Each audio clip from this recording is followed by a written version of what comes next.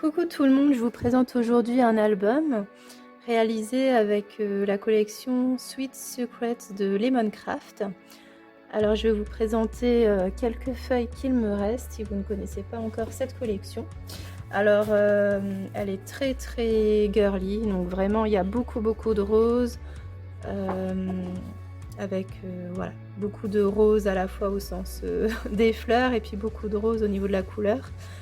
Voilà, avec énormément de papillons, comme pratiquement la majorité des collections de Lemoncraft. Donc c'est la première fois que je travaille ces papiers. C'est une collection que j'avais achetée il y a maintenant, je dirais presque 1 an. Donc voilà, je profite de ce confinement pour me remettre à jour dans mes vieux achats, comme dirait-on. Donc pour cet album, j'ai utilisé un bloc 30-30, que je vous ai présenté un petit peu avant, ainsi qu'un bloc A4 avec des feuilles de papier neutre en fait pour casser les papiers. Donc c'est ce bloc-ci. Donc au niveau du type de feuilles, donc il y a beaucoup de motifs bois que j'aime énormément, un petit peu de papier vieilli. Voilà, ça se présente comme ça. Donc il m'en reste pas mal. Et également, j'avais également pris donc une feuille à découper, ces embellissements ici, voilà, et également quelques planches de papillons. Donc j'ai principalement utilisé celle-ci. Donc c'est la Vintage Time, le numéro 32. Voilà. Donc le tuto pour cet album est en cours de montage. J'espère que je le finirai soit fin de semaine, soit semaine prochaine, je ne sais pas encore. Donc au niveau de la couverture, c'est tout simplement du simili. Voilà, j'aime beaucoup le rendu. Je n'avais pas assez de simili pour faire la tranche, parce que c'était un morceau qui mesurait, je crois, 30 cm par 55. Donc du coup j'ai fait la tranche avec un tissu clair. Alors du coup, comme le tissu était très clair et assez fin, il faut surtout éviter de mettre de la colle parce que sinon ça tâche. Donc du coup j'ai utilisé vraiment du double face. On le voit pas du tout, ça tient très bien et ça tâche pas, voilà. Autre particularité de la couverture, donc j'ai créé un shaker qui est cette fois-ci incrusté dans la couverture et non pas posé au-dessus. Voilà, j'avais vu ça dans certaines vidéos il y a quelques temps et voilà, ça faisait un moment que j'avais envie de tester et je suis très contente du résultat. Voilà, donc pour le fond, j'ai utilisé une carte en fait de la collection. Quelques embellissements ici, un badge de la collection, des fleurs et puis bien évidemment des papillons et des petits sequins. Au dos, donc ça se présente comme ça, rien de particulier, voilà. Alors passons maintenant à l'intérieur de l'album. Alors, comme vous allez pouvoir le constater, en fait, le côté droit est constitué d'un accordéon. Donc il y a 1 cm à chaque fois d'épaisseur. Donc au milieu, au niveau de la tranche, donc j'ai masqué en fait le papier que j'ai recouvert du même tissu. Donc là aussi, pour le maintenir, je me suis aidée de double face. Et donc sur la page de gauche, donc j'ai simplement fait une page avec un petit pop-up que je vais vous présenter tout de suite.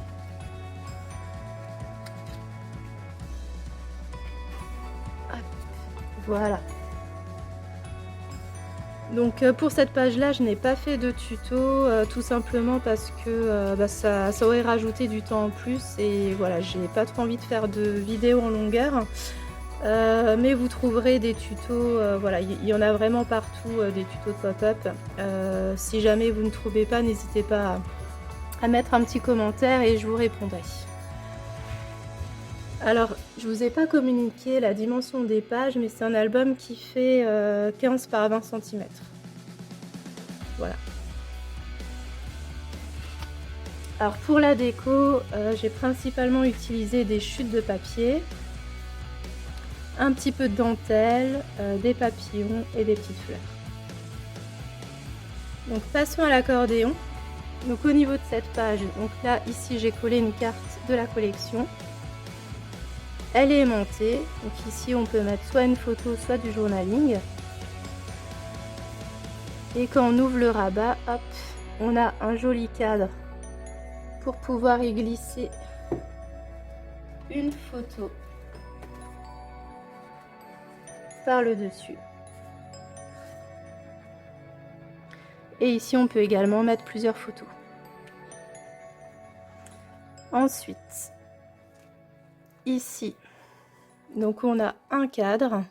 Alors ces cadres-là, ils viennent de chez F Déco France. Il s'agit des cadres foil. Donc ce sont ceux-là en fait que j'ai utilisés. Ils se mariaient vraiment très très bien avec cette collection de papier.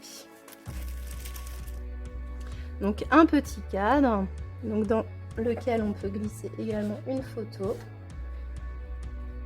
Et ensuite on a une place photo ici et une ici.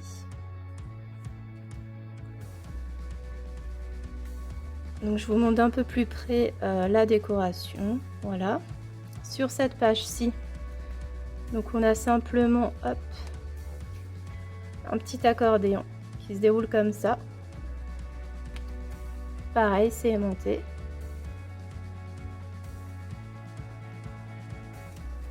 Passons aux pages suivantes. Donc de ce côté-ci, on a une simple poche dans laquelle on peut y glisser plusieurs choses. Voilà, donc je vous montre d'un peu plus près la construction de la page. Voilà. Et alors de ce côté-ci, nous avons une place photo ici. Hop. Encore une place photo ici. Deux places photos de chaque côté et un tout petit cadre ici. Et encore de la place ici. Voilà. Donc j'essaye de varier les constructions des pages au fur et à mesure de l'album. Alors ces petites inscriptions ici, je pense que vous allez les reconnaître, ce sont les petites inscriptions qui viennent de chez Action en craft. Voilà. Les deux dernières pages. Donc on a ici, hop, un accordéon avec une petite décoration ici. Donc c'est aimanté. Voilà.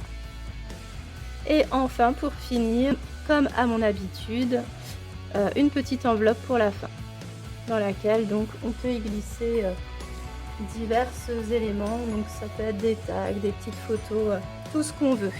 Voilà.